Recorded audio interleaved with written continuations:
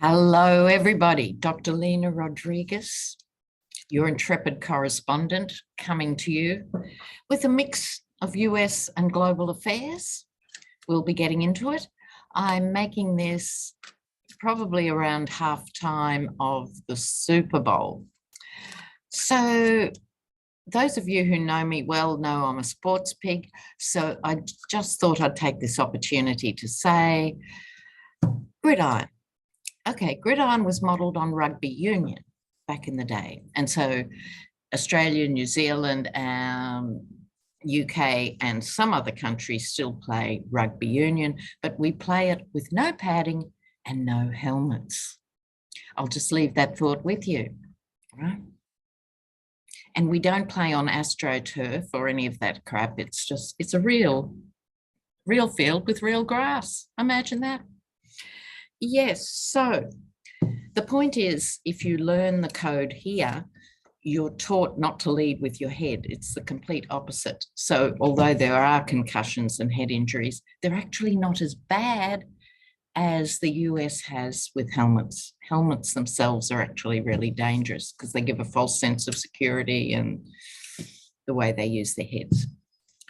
Now, the other thing about that, I'll just take a moment here, is the NFL, like the codes of rugby, are mainly stacked now with Pacific Islander players. So huge representation of Pacific Islanders in there, and then on the paddock, as we say, on the field. And then off the field, it doesn't translate. And I was looking at the stats today. I think at top level in the NFL, there's only 3 black coaches. There might be some more in the lesser tiers. And isn't that typical, right? You know, you traffic in these bodies until the end of their careers. Where are the black coaches, the black fitness trainers? Where are they at all levels of the sport? Administration, occupational therapy, in all the facets of the game. No, suddenly it's all white again. Yeah, mysterious, isn't it? Okay, so I'm still going through your questions, and I like doing that because it freshens me up.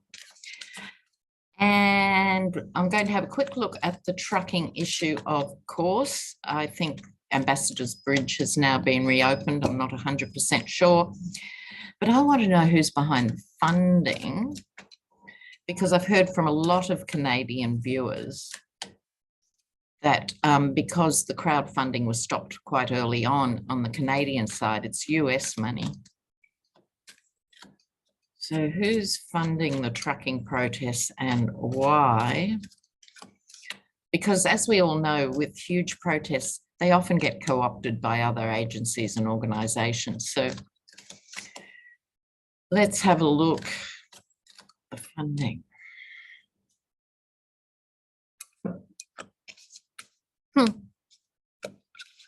It's been looked at as an investment. Oh, more money. Why am I surprised? No, I'm not. All right. So here we have in the middle here,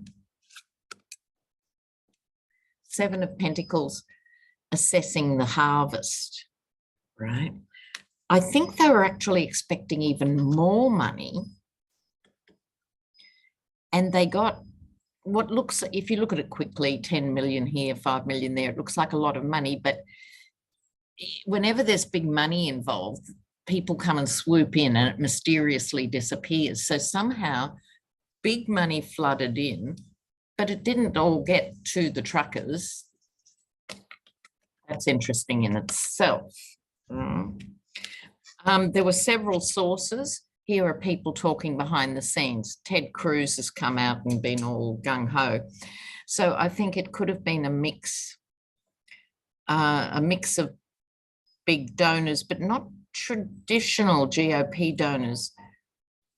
More right-wing chaos agents, I'm thinking, joining together, making a plan, you know, how they can use the energy of this situation for their own ends.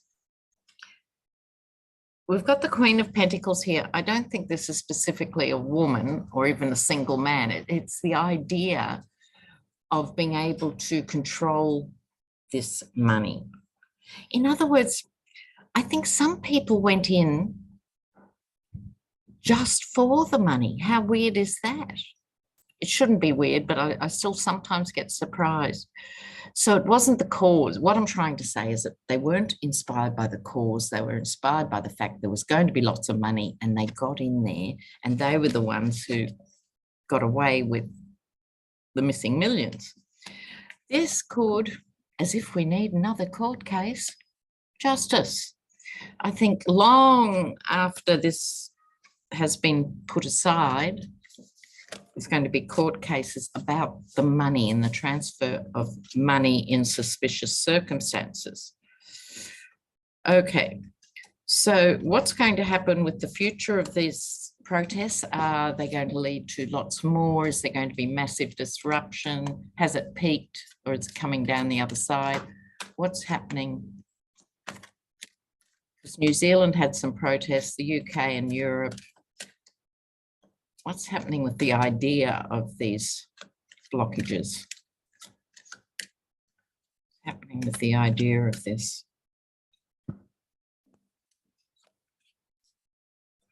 Empress, they will expand, but at a price. All right. With the Empress, she is about fertility and expansion. So there will be more. I don't doubt that. But there's a great deal of scarring from this. I don't think they'll be as big. So I think there'll be more, but not bigger. There'll be more of them. But they're not going to end that well for the participants in that sense, who are somewhat naive. Part of the problem with this sort of thing is there are no leaders to negotiate with the governing powers, and it's fine to go down with the government, up with freedom, but who's doing the negotiations? Like nobody. And so a compromise will be reached down the track. That could be a compromise with some sort of unions, is it the Teamsters or whatever, but I don't think they were that much behind this. So there will be something down the track. And probably mandates would have been lifted shortly anyway. It could be that compromise in Europe as well. We'll see. Now, a lot of you, of course, have asked about Ukraine because we're all watching. Oh my God. It's important to remember, as a Ukrainian friend of mine said a few days ago, we've been in this war for 8 years. You know, this is what people forget when it's not on the front page of your country. You forget about these things. But from a Ukrainian point of view, this is 8 years in. So let's see what's likely to happen here. It's complicated. So let's see. Can Putin be talked down? Just tell us, please, about standoff on the borders.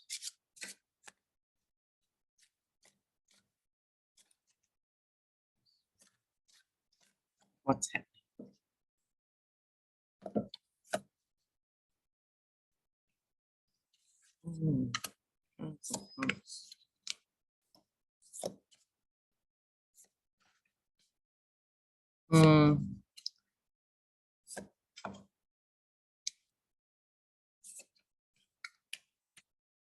All right, now here we start off with the Jester of Tides or the Page of Cups in the usual decks. Okay, so this is an emotional message. It's a very emotional message. What I've been disturbed about is in all this lead up, not many people have actually been talking to Ukraine. They've been talking to each other about Ukraine. And so the message now, I think Ukraine is pushing itself forward, saying, talk to us. We are the ones on the front line. Talk to us. They've asked for a conversation with Moscow in the next 48 hours. I don't know how that will go, or even if it'll happen. So I think this is Ukraine trying to assert itself in the middle of this. The King of Swords, I think this represents Putin in his punsy way. It's swords and it's his aggression, but it's also his fantasies of reuniting the Soviet Union. So he muscled his way back into Chechnya, Belarus, Crimea. Okay, so Ukraine's holding the line. But I think this is him with his fantasies of being a Tsar himself. Okay, the threat all round is this. So this is the Five of Pentacles. It would be truly shocking, immoral, and to be avoided at all costs is the poverty this would induce in Ukraine if infrastructure was destroyed and so on. They only have a volunteer army. They can't stand up against 100,000 troops. The lay of the land's not good for guerrilla warfare. Guerrilla warfare works in deserts or in mountains. It doesn't work in flat land. I think this is what is at stake. I think there's the gladiatorial card over the lot. I suspect Putin is going to make a move. I wasn't so sure a few weeks ago. I think he is going to make a military move, but I suspect too, not so much in the front door as the back door. Might be along the border of Belarus or something like that. I think it'll be a back door, and then the West will pretend that it's not as bad as it is, and there'll be all that nonsense. But I'm not seeing other money cards here.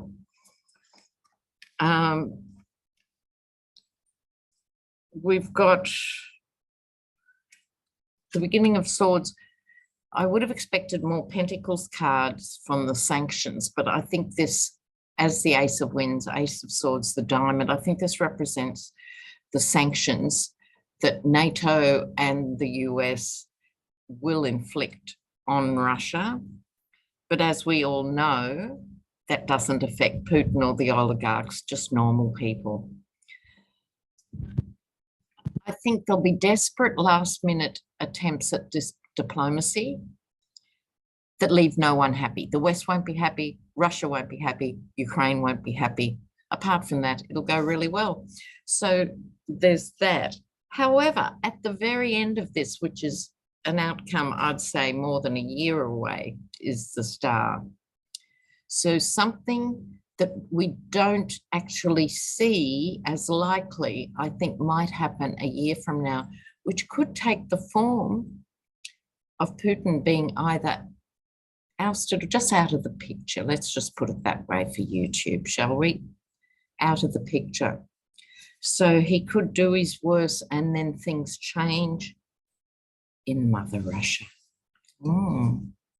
Okay, so someone take note of that. We'll see what happens in the next year or so in regard to that.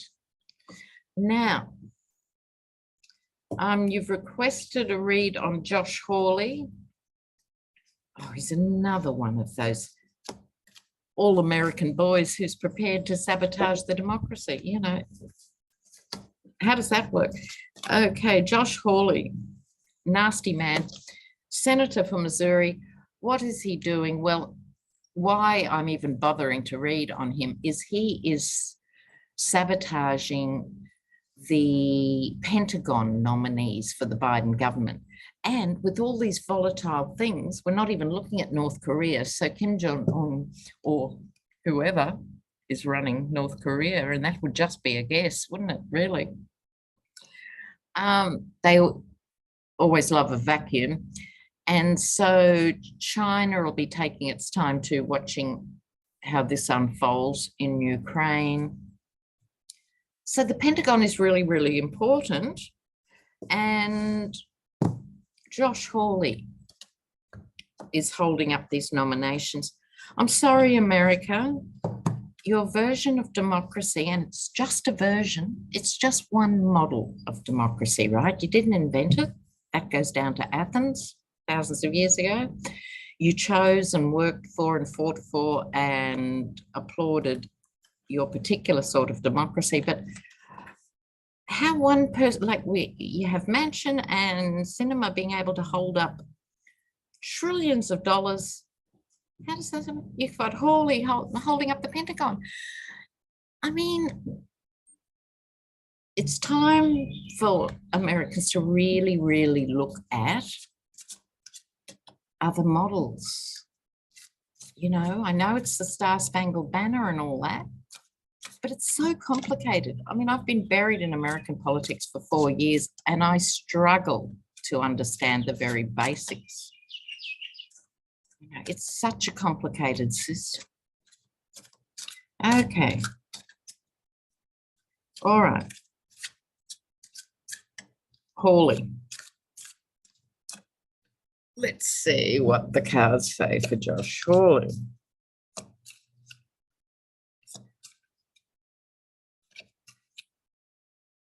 He gets a Queen and King, right, meaning both of Pentacles. So he's secure financially, he's secure in his position, he's secure in all sorts of ways for now, right? So there's a strength to that.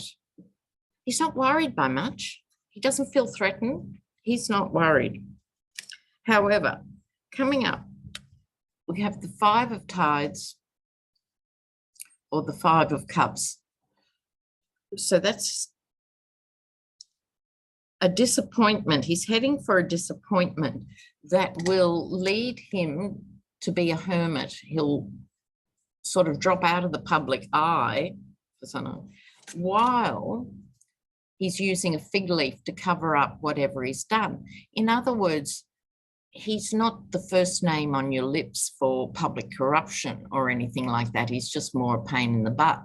But I think there is something gnarly coming up for Josh Hawley, which isn't just not being nice, not playing nice. It's not that.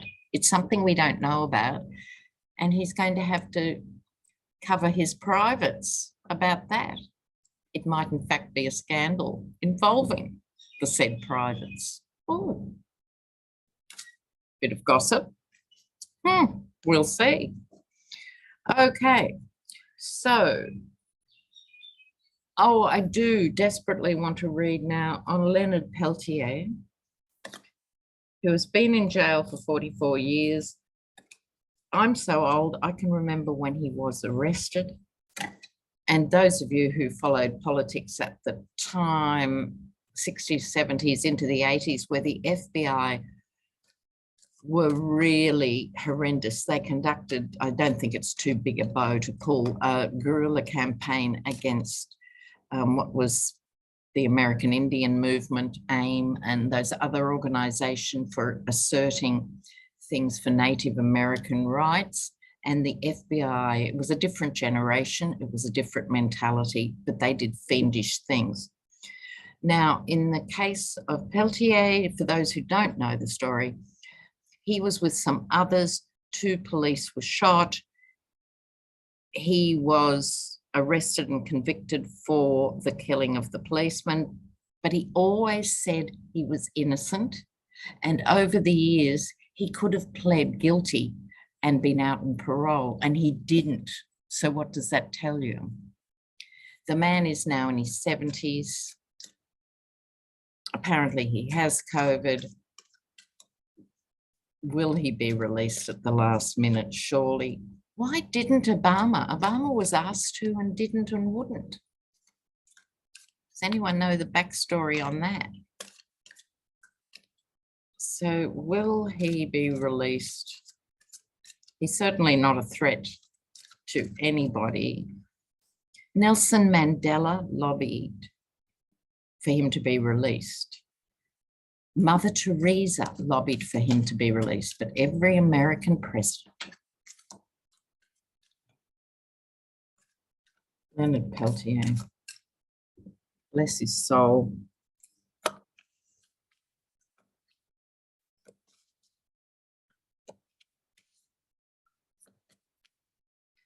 Oh, maybe.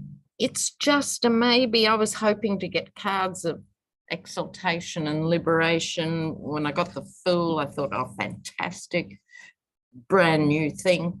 But I think it's a brand new look at his case, people talking and looking, but they can't decide. Now, isn't this funny? This is all because it was dead police. And yet look at January 6th and the people who aren't getting life sentences there. But this is still the conflict over Leonard Peltier, and it's in the balance, could go either way. The Hierophant, another court round. I'm not going to pull more cards because that is disgusting in itself. That this 70-something-year-old man who's always pleaded his innocence. Goodness gracious me, what a world we live in. Okay, now Trump and the shredding of documents, the eating of documents, the flushing of documents. How often have I said on this channel? Busier than a paper shredder in the White House, right? I mean, really. So, will anything come of this? See, I'm sure we're all as frustrated as each other, you know. Trump's done his bit, right, which is he's committed the crimes over and over in broad daylight, and yet the DOJ can't seem to get the pen to the paper to sign off on starting anything. So will this add to anything? Will this translate into anything? Should look at Merrick Garland again and find out what his problem is. Oh, okay, the documents, anything or nothing.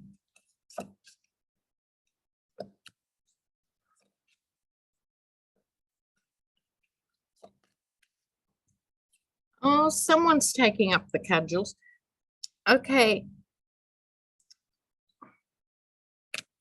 These are fighting cards. So I think it will be the foreign influence, business across the water, things, classified documents involving war. He will have to defend on some level, but everything's so unclear as always. But I think, hope, pray that the DOJ is going to put some younger person with their sword in the air in charge of that case. Don't forget, Merrick Garland is dealing with dozens, if not hundreds, of these issues. It needs a dedicated person just running that.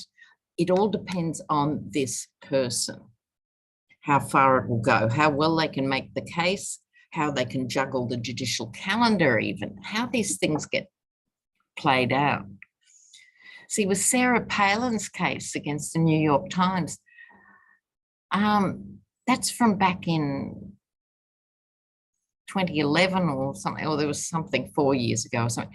Legal stuff takes so long. So it needs some brave, young, fearless thing to take up this cause within the DOJ. Okay. So maybe. But don't lose heart, dear ones, because the Mueller report, I will always maintain, was not in vain. The sealed indictments stopped the clock, and so they are there. But look, a very, very quick look at Garland. So, you know, is he playing a very clever game and they're making all these heavy watertight cases that they're going to bring out on stream in a few months' time? Or is he just sort of dragging the chain? The jury's out on Garland, isn't it, really? Merrick Garland, I want to give him the benefit of the doubt. So I'm going to ask, will these cases come out before the summer or during the summer? Fingers crossed. Is Garland up to the job? What is his agenda? Is Garland up to the job? Is Garland up to the job?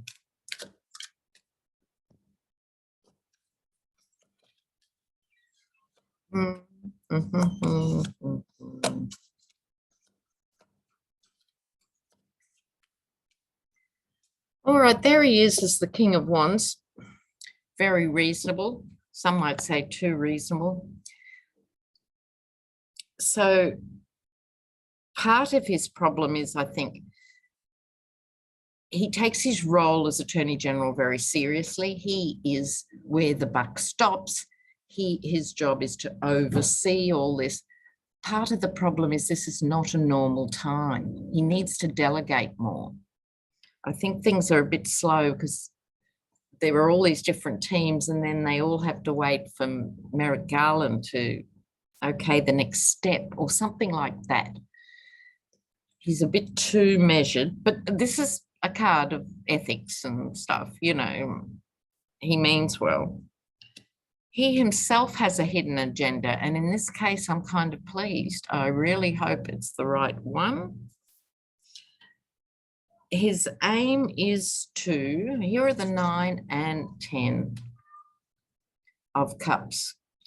So this is, in this context, Trump and the GOP. I think he's actually working very hard to make sure that it's not just Trump in isolation, but the GOP figures who were part of the insurrection, facilitating it, are also involved. The fact there's these two together makes me think that. However, to a certain extent, his hands are tied. Well, no, they're not, Merrick. That's only because you elect to see things in that way. And we must remember with the 8 of Swords, she can release herself from these circles. But I think as we sit here, he's feeling, oh my God, all these cases, oh. But he understands he's at a watershed of history, the Wheel of Fortune. What he does and doesn't do will actually determine the future of American democracy. And I really hope that isn't what's holding him back, because if it is, it's not good news. It's got to be that he's taking it very seriously as the king, Wheel of Fortune. He understands how important this is. So he wants, in fairness, I'm going to say, he wants to make sure everything's watertight.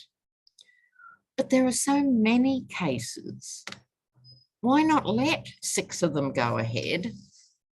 And even if the government lost 2, there's still another 4. I mean, please do something.